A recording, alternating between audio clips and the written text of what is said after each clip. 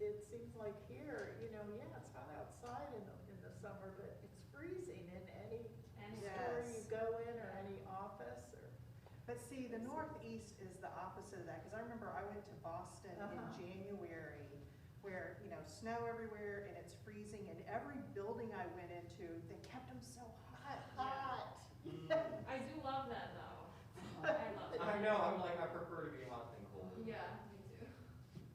Me too, yes, that's why we're here, Yes. right?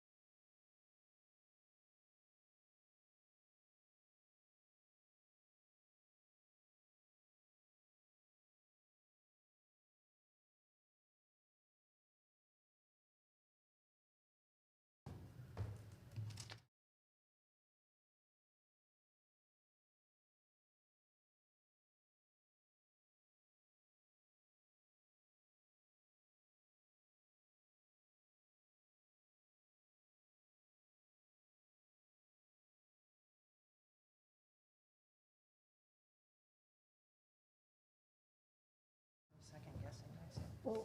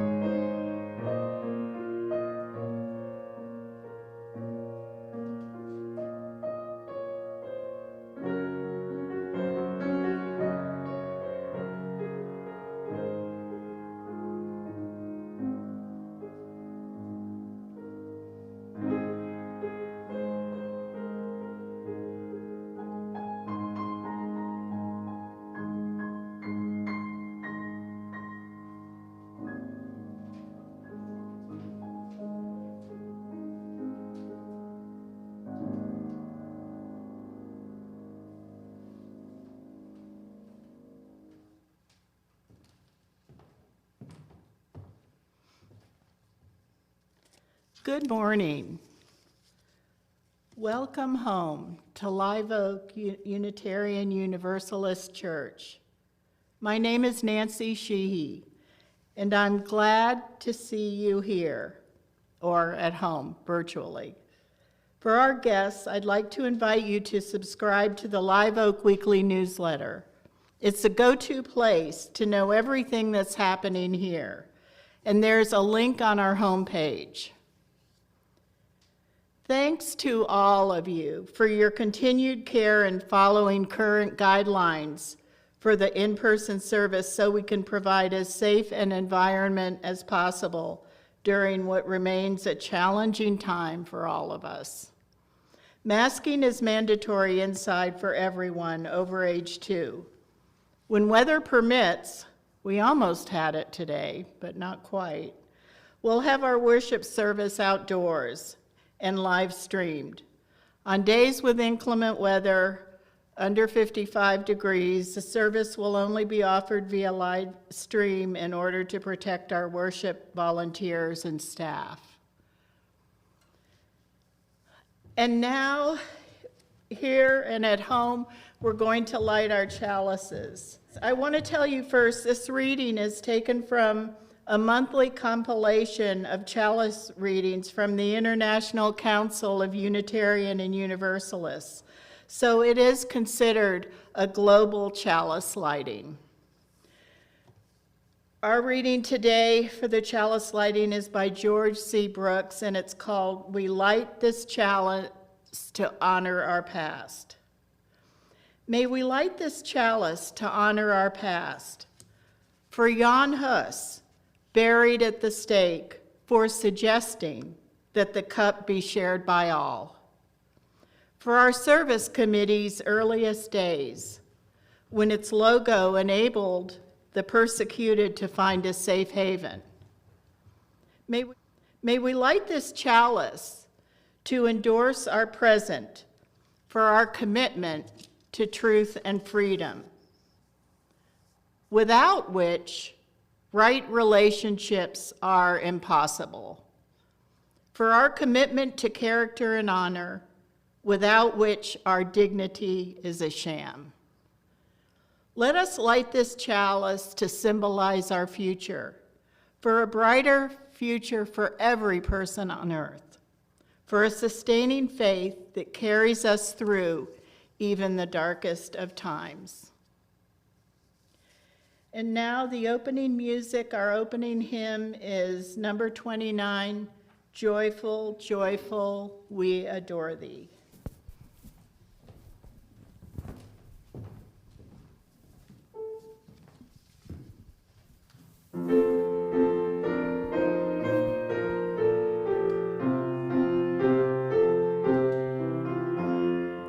Joyful, joyful, we adore thee, God of glory, God of love. Hearts unfold like flowers before thee, healthy as the sun above.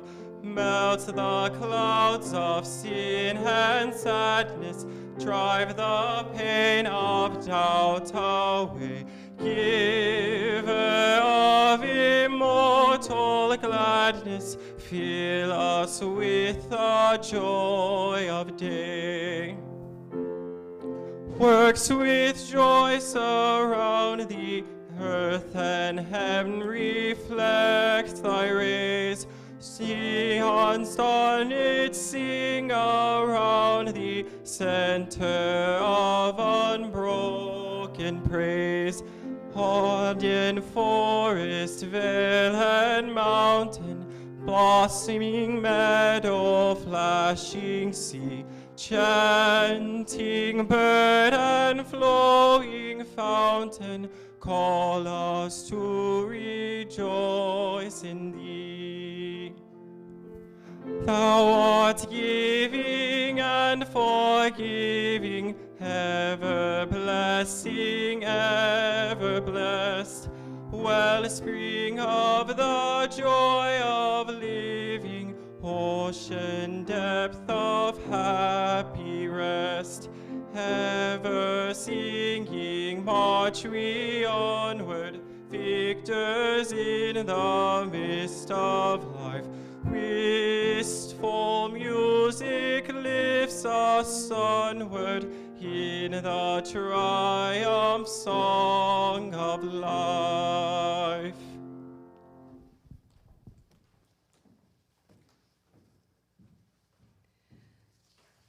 I'm Reverend Joanna. Today is a precious gift. Let us rejoice and be glad in it.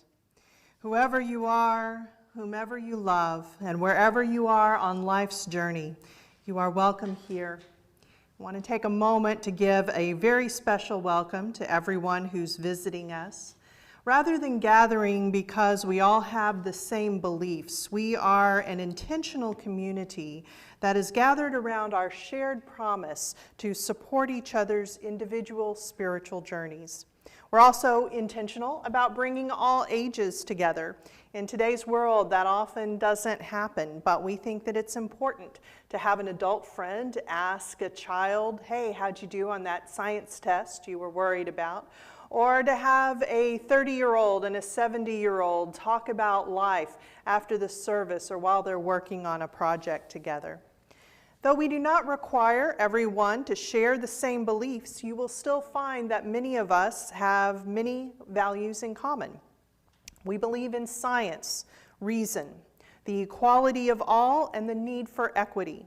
We know that Black Lives Matter, we value reproductive justice, and we celebrate the LGBTQIA+ community. We work to make love the doctrine of our lives and to put it in action through service in this church and out in the world. May we celebrate the promises and the possibilities of this day together. Every week when we gather, we share pieces of our lives with each other. We share our sorrows so that we may offer comfort to one another, and we share our joys so that we may celebrate together. Please share in the chat box any joys or sorrows that you are carrying today. And I will share with you my frustration, and I know I'm not the only one, that the vaccine for our under fives has been delayed yet again. Parents and caregivers of those of that age, I know, and my heart is with you. In this religious community, we hold with reverence the knowledge that each week a multitude of different emotions and experiences are brought together into this space. One of us may be celebrating while one is weeping, one filled with determination, another with despair. This mosaic of experiences is holy, and we honor all with our witness. Our big idea today was written by Justice Sonia Sotomayor. It's called Just Help: How to Build a Better World, and it's illustrated by Angela Dominguez. Each day when Sonia woke up, her mother asked her a question: how will you help today? Mommy was a nurse who helped people at a hospital every day. Sonia wanted to help too, so each morning she set about to have a good answer to Mommy's question.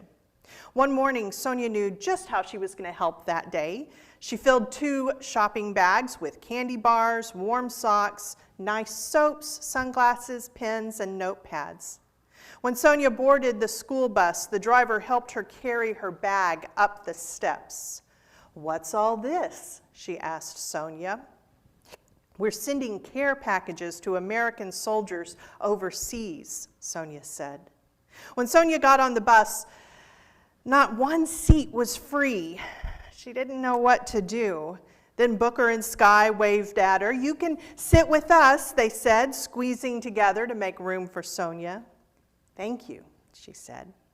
At school, Booker, Sky, and Sonia emptied their bags onto a table in the gym. Many kids had shown up to help. The kids sorted and put up the treats. Kylie was extra happy. Her mom was a soldier in the army, stationed far away. Kylie missed her every day, but it made her smile to think of her mom opening up the care packages. When she was done, Kylie gathered up all the plastic shopping bags and gave them to Brooklyn. Brooklyn loved underwater animals. She was upset to learn that plastic bags humans dumped into the oceans made sea turtles sick. And when she read about a worldwide campaign to save the sea turtles, Brooklyn joined in to help. She started a recycling program at school just for plastic bags. After school, Gabriella and her brother Lucas went to the playground. There was trash everywhere. Gabriella thought about those recycling bins. "Let's make today a park cleanup day," she suggested to the other kids. They all agreed to help. Afterward, Lucas took a piece of chalk and wrote in big letters, "Keep our park clean. Please do not litter." When Jasper got home, he saw that his room was a mess, just like the park had been. As he cleaned up, he found brand new toys he had never used.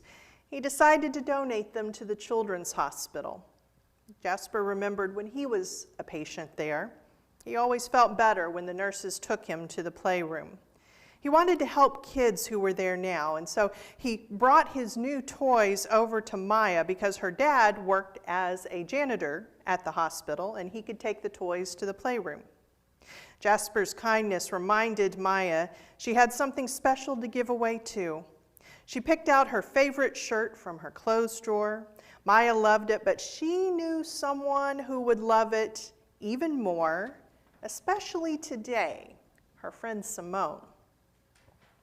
Simone stood on the street corner with her dad and her brother Miles. It was election day, and they were campaigning for their favorite candidate for city council who promised to build more schools and playgrounds. When Maya gave Simone the shirt, Simone was thrilled. "It's just like a sparkly American flag. Thank you," she said, and put it on over the shirt she was already wearing. Simone and Miles were handing out flyers to everyone who passed by, including Samir and his mom. "Mommy, it's election day. Did you vote yet?" Samir asked. "No, I forgot," his mom said. "Well, let's go vote. My teacher said your vote is your voice in the community," and Samir wanted his mom to use it. The voting booths were set up in a senior center. As Samir and his mom waited to vote, they saw Kunal pushing John in his wheelchair. John lived alone, and twice a week, Kunal spent the afternoon at the senior center visiting and sharing snacks. "Promise me when you're 18 you'll vote," John said as he stuck his "I voted" sticker on Kunal's shirt. "When I was young, I was part of a great struggle to get the right to vote. Now I never miss a chance." "I promise," Kunal said. Later that evening, Sonia climbed into bed and her mother asked her, "Sonia, how did you help today?" Sonia thought about the service project for the soldiers, recycling the plastic bags, cleaning up the playground, and voting with Mommy. But she also remembered the bus driver who brought her to school safely, the postal workers who delivered the packages to the soldiers, the poll workers who helped voters, and her friends who helped in big ways and small. "We all helped today," Sonia said. As Sonia closed her eyes, she imagined that everything she did was like the yarn in the blanket her grandmother had made for her. It tied Sonia to everyone around her, and even people she did not know. Each one inspiring the next, knitting together a community that was safer, cleaner, wiser, healthier, and kinder. Like Sonia, her friends and her neighbors, we all do our part so that we can have a good answer to Mommy's question.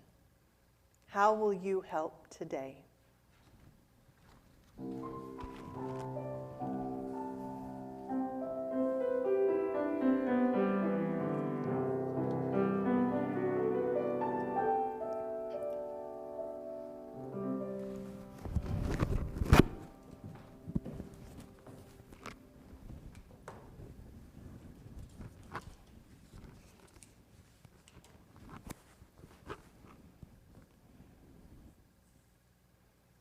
Every week, we engage in the spiritual practice of generosity, combining our resources to support the ministries of this church. And part of our mission also is to empower dreams. And this Sunday, we are going to be sharing our offering with Any Baby Can, to help empower their dreams, to strengthen Texas families, and improve the outcomes for children. There are even volunteer opportunities with Any Baby Can. We now invite you to go to liveoakuu.org and click on Donate.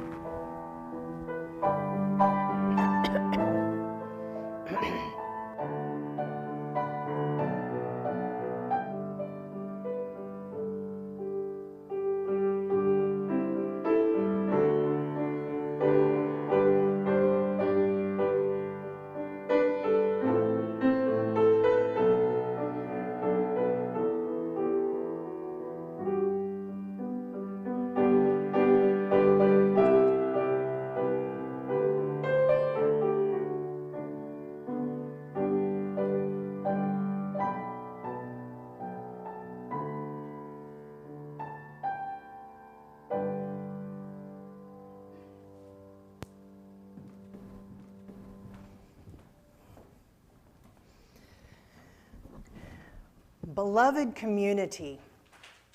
It's a term that you will hear pretty often, especially in progressive circles, especially in liberal religious circles, and most especially in Unitarian Universalist circles.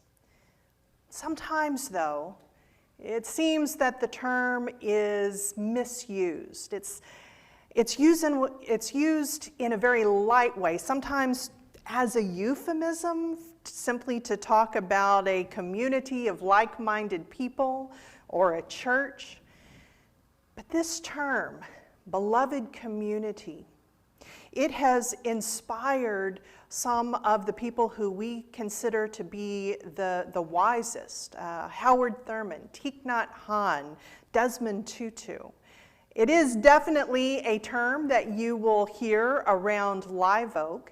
And this year, as we go into this year of rebuilding, post-pandemic, we're not post-pandemic yet, I realize, but now's the time for us to be having some of these deep questions about who we are as a congregation and what our purpose is, what our mission is.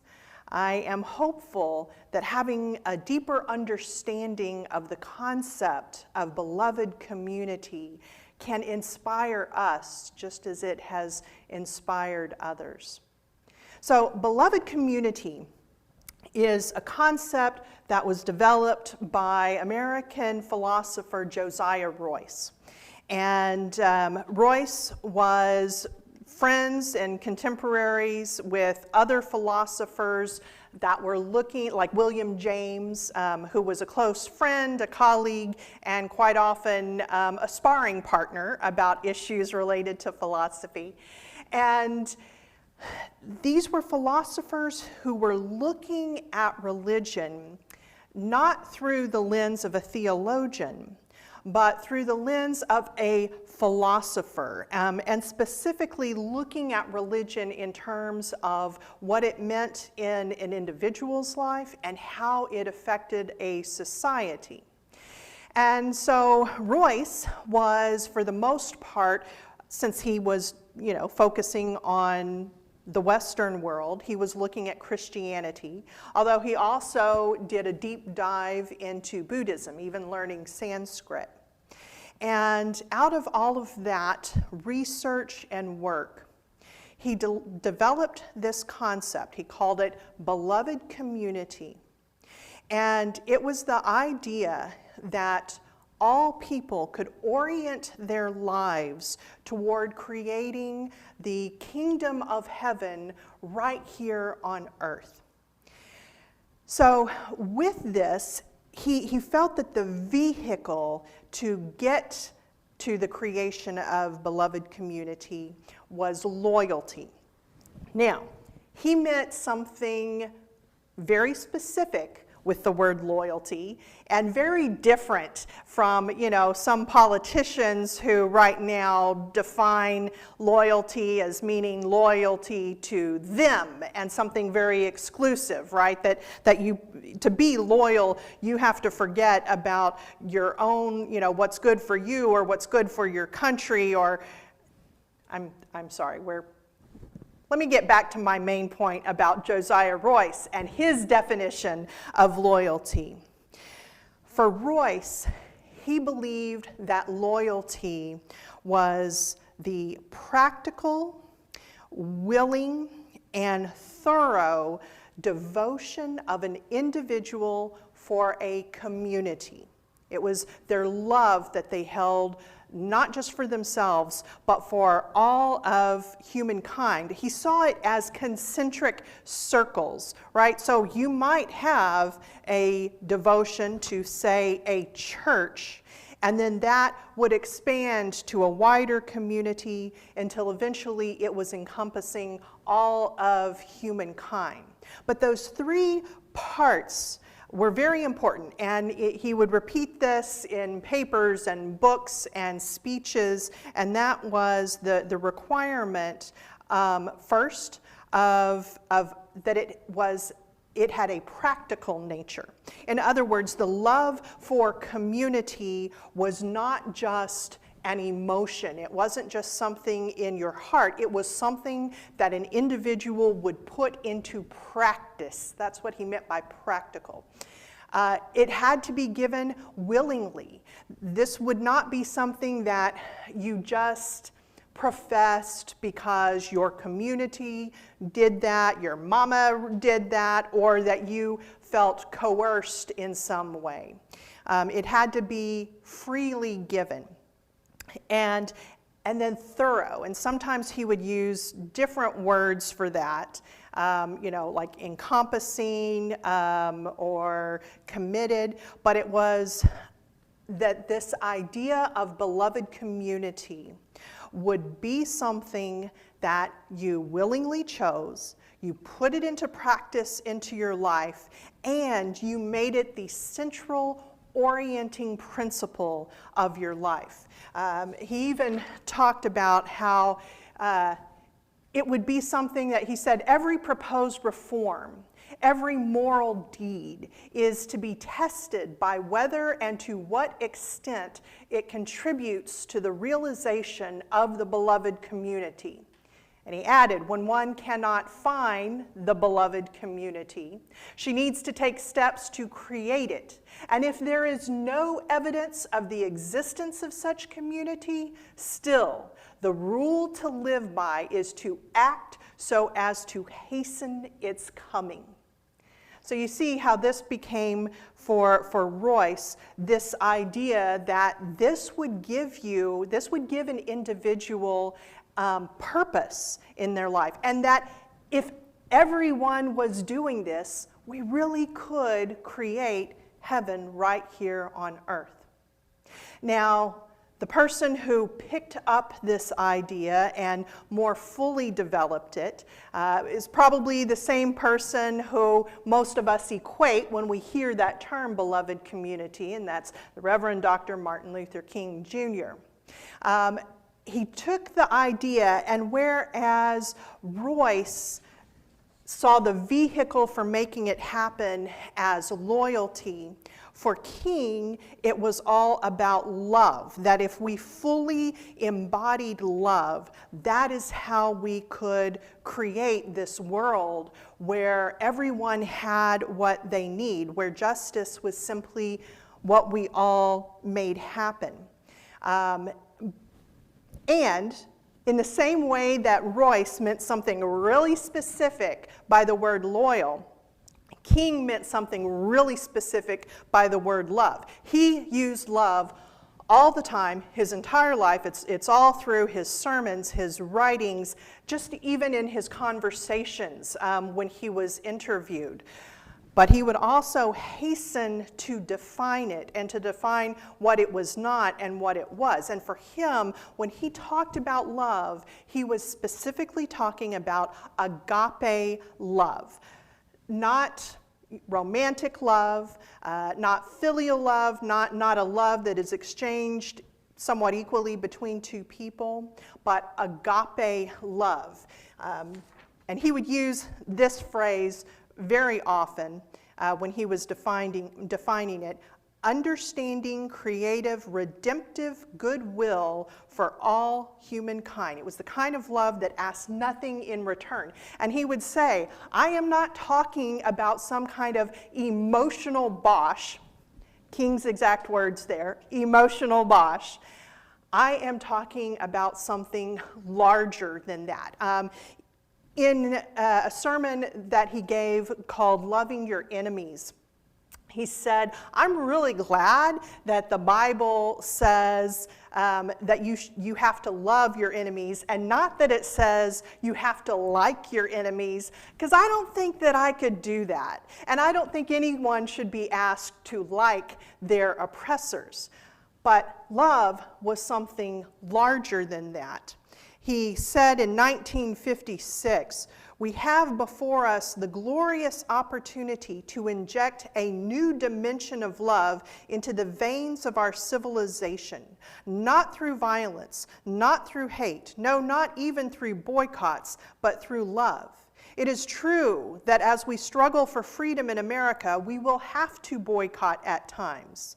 But we must remember as we boycott that a boycott is not an end within itself. It is merely a means to awaken a sense of shame within the oppressor and challenge his false sense of superiority. But the end is reconciliation. The end is redemption. The end is the creation of the beloved community. It is this type of spirit and this type of love that can transform opposers into friends. It is this type of understanding goodwill that will transform the deep gloom of this old age into the exuberant gladness of the new age. It is this love which will bring about miracles in the hearts of men. See, for King, it wasn't to create beloved community. It wasn't enough to change just the structural forms that held oppression in place.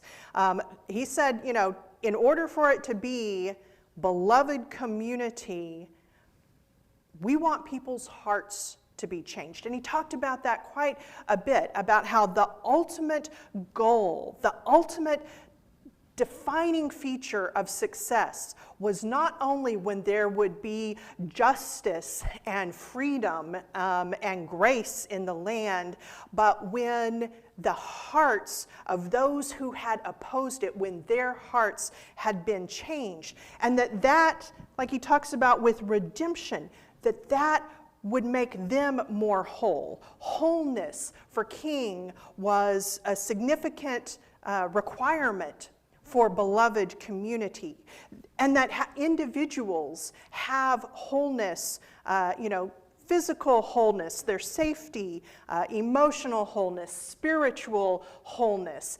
He would talk about that, about the fact that it pained him as a minister to have to admit this, but that bottom line in our society, the number one value of a person, it wasn't whether they were an artist or a poet or whatever, it was their value as a consumer, because our society is so broken that that's the thing that it values the most. And so for him, beloved community would be something where we rejected that and we could love each individual in all of their wholeness, and that people could find even economic wholeness. And so the individual and the society, that these were combined to create the beloved community, to be able to create the heaven on earth, or kingdom of heaven that the Christian scriptures talked about and that Josiah Royce talked about. And King, as he went along in every year of his life, he grew both more specific about what beloved community could look like, again, at the end of his life, bringing in the issues of economic systems. But he also was broadening it to be very clear that it wasn't just about the individual, it wasn't just about America, it was the entire world. In a speech that he gave the year that he died, this was a speech honoring Dr. W.E.B. Du Bois. He laid out what Royce would have probably seen as these ever-expanding circles of community when he said, "Let us be dissatisfied until every man can have food and material necessities for his body, culture and education for his mind, freedom and human dignity for his spirit," right? So there's the individual. Let us be dissatisfied until every family will have a decent sanitary house in which to live. Let us be dissatisfied until the empty stomachs of Mississippi are filled and the idle industries of Appalachia are revitalized.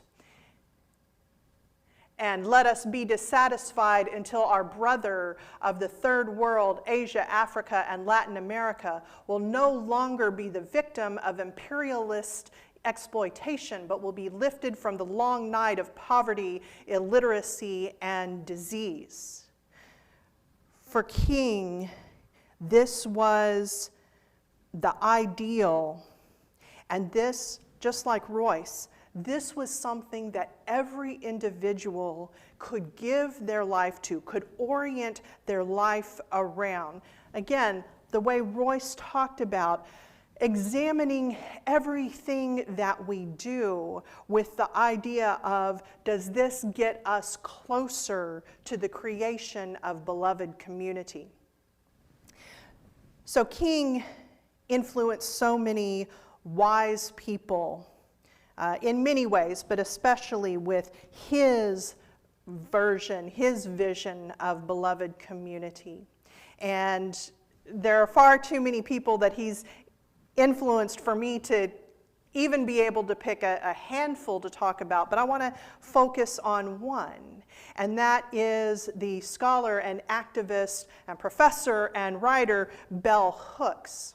Because see, what Bell Hooks did is she took all of that work that Royce and King especially had done on the vision of beloved community, and she developed it further, even giving a corrective to what King had talked about. In her book, Killing Rage, she writes, early on in his work for civil rights, long before his consciousness had been deeply radicalized by resistance to militarism and global Western imperialism, Martin Luther King imagined a beloved community where race would be transcended, forgotten, where no one would see skin color. This dream has not been realized. From its inception, it was a flawed vision. The flaw, however, was not the imagining of beloved community, it was the insistence that such a community could exist only if we erased and forgot racial difference. Let me pause right there a moment, because especially those of you who have been going to school board meetings or reading about school board meetings, when you hear people who are getting up and who are professing a resistance, an opposition to CRT, critical race theory, often what they are coming to is this thing that bell hooks rejects, which is this idea that somehow our differences could and should be erased. And bell hooks says, no, that is not beloved community. She says, what those of us who have not died now know, that generations before us did not grasp, was that beloved community is formed not by the eradication of difference, but by its affirmation, by each of us claiming the identities and cultural legacies that shape who we are and how we live in the world. To form beloved community, we do not surrender ties to precious origins. Nancy and I were talking before the service about bell hooks and about how amazing she was and left us way too soon, and about what a hard hitter she was. Like I feel like sometimes with MLK that people, well, I know this, that people soften what should not be softened. Because again, he had a very fierce understanding of what love meant. And bell hooks adopted the same kind of thing. She was very hard-hitting, and she would address the issues that caused so many problems. Again, the title of this particular book was Killing Rage, and she always came back to love. She always felt that that should be what guides us in terms of how we make change in the world. And bell hooks understood something that Josiah Royce also understood. I think King did as well. Josiah Royce was very clear about it, such as in that quote that I shared with you about how even if you don't see beloved community, you can work toward it.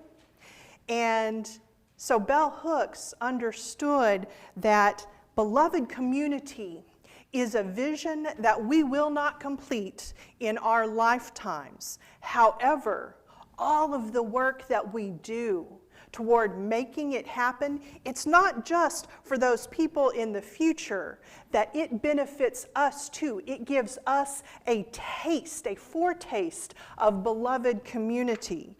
In that same piece, she writes, over the years, my love and admiration for those black and white Southerners in my hometown who work together to realize racial justice deepens, as does their love of me.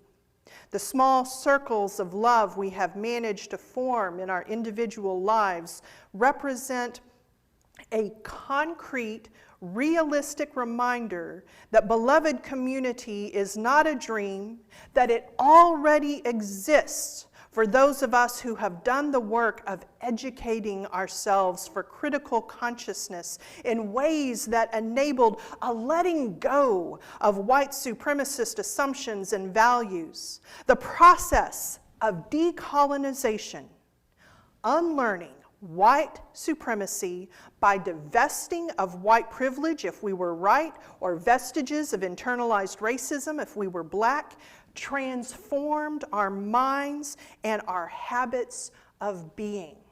That when we work for beloved community, we also get to partake of it. We as individuals can be changed, and we get to experience it with the other people around us who are working toward this same goal. This vision of beloved community is so much larger than any one church, and yet a church can absolutely be a part of beloved community. When you come to this church, and it's going to happen, parents of the youngest ones, it's going to happen. It's going to happen. When you come to this church and you're with your sweetie and you're holding hands and maybe even sneaking a little kiss, This is one minister who is very much in favor of PDAs. And your sweetie, you know, the fact that y'all are straight or gay or trans or poly, that what matters in this community is you have a community who celebrates your love.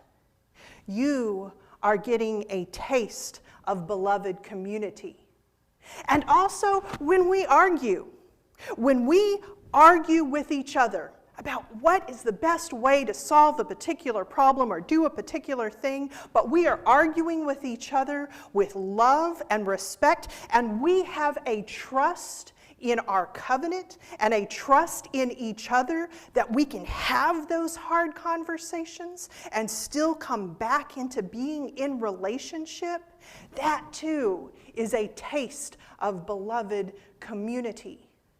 But it is not enough for us to find it in here. Again, like Royce, like King, like Hooks, we have to look at these ideas of these ever-expanding circles, and we have to work to create it out there. Royce talked about this idea of orienting everything in our lives around, does this get us closer to beloved community? This year, as this congregation has conversations about what our purpose is, I hope that this will inspire us and influence us in some way. Because, see, we can do this right now. We can do it as a church, and we can do it as individuals. When you go into work and you treat your coworkers a certain way, does it get you closer to beloved community? When you are at work and you are sitting in a meeting and making decisions about things that will affect other people, things that will affect the environment, you can say to yourself, does this get us closer to this vision of beloved community? And by orienting our lives in that fashion, I believe that we will look up and find that on some level, we are realizing beloved community, and we are experiencing it. As Royce said, act so as to make it so.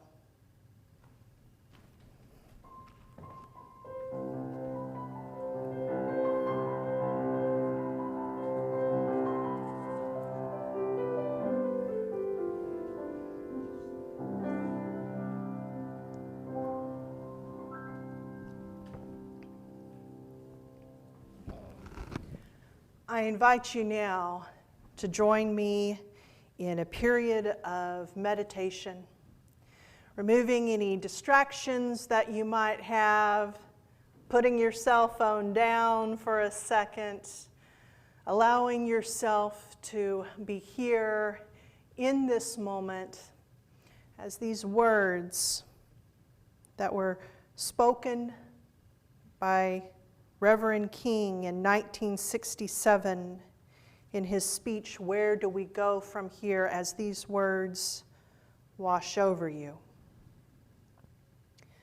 You see, what happened is that some of our philosophers got off base. And one of the great problems of history is that the concepts of love and power have usually been contrasted as opposites, polar opposites, so that love is identified with a resignation of power, and power with a denial of love. Now we got to get this thing right.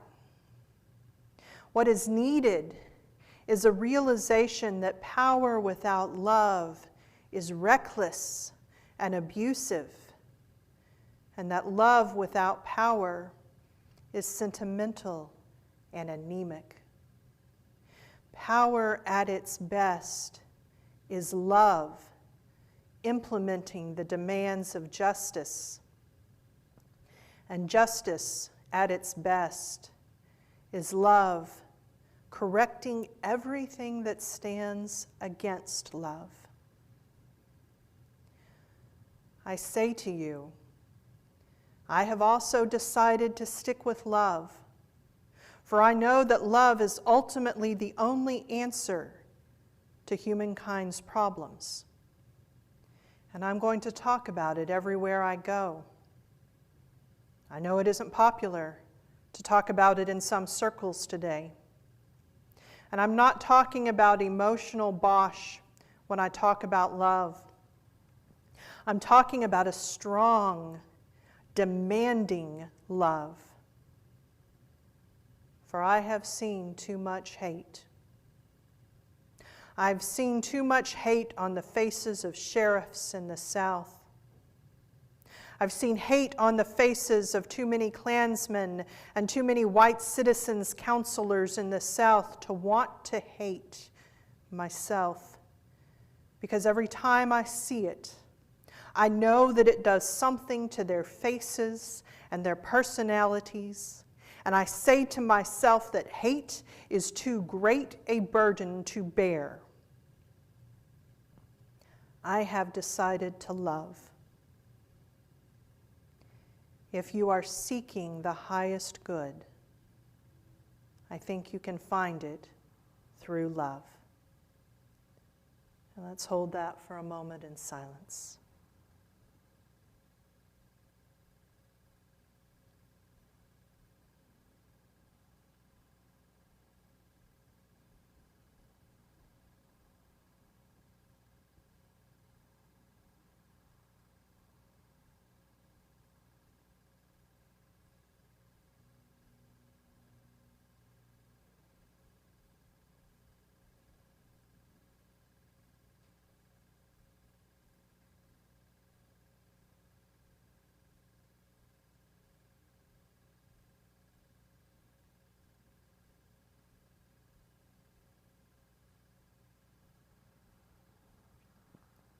Amen.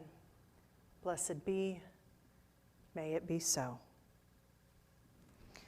Our closing hymn this morning is number 121, We'll Build a Land.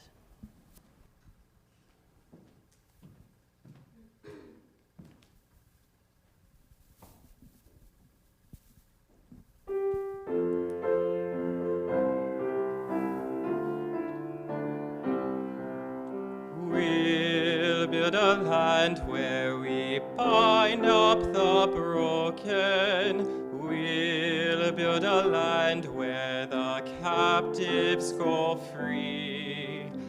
Wail of gladness dissolves all mourning. Oh, we'll build a promised land that can be. Come, build a land where all of the people, anointed by God, they then create peace, where justice shall roll down like waters, and peace like an ever-flowing stream. We'll build a land where we bring the good tidings, all the afflicted and all those who mourn, and we'll give them garlands instead of ashes. Oh, we'll build a land where peace is born.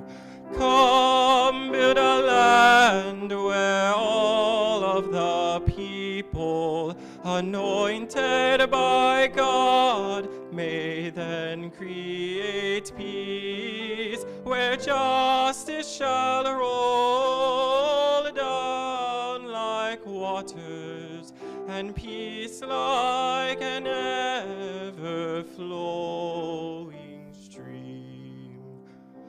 We'll build a land building up ancient cities, raising up devastations from old, restoring ruins of generations. Oh, we'll build a land of people so bold.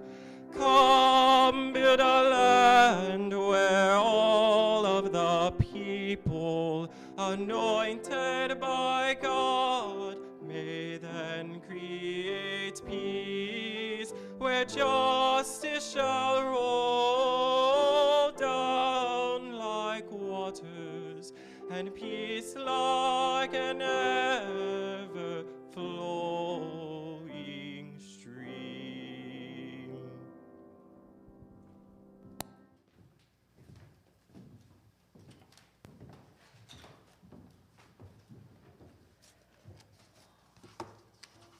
Okay. Now, since we aren't having in-person worship, we aren't having in-person religious education this week. And weather permitting, next week, the pre-K and nursery classes will have principled stories and play with Miss Harmony. The K through 7th graders will be discussing spirals and labyrinths. High school youth will begin planning the service they are going to lead in May. And our adult classes will be discussing living our relational ethics. All classes will begin at 11 a.m. next week, and we hope to see you all there. And it's too bad we couldn't do the Valentines this week, but hopefully within your homes you can do something with that. Now, as we extinguish the chalice, we extinguish this flame, but we commit anew to carrying into our week the flame of justice and love. May we share with others the courage and strength we find here to go forth in love, to create our little piece of beloved community with everyone we touch this week. It can feel overwhelming, all the problems of the world. But maybe it's as simple as Sonia Sotomayor said, to every day ask, how can I help?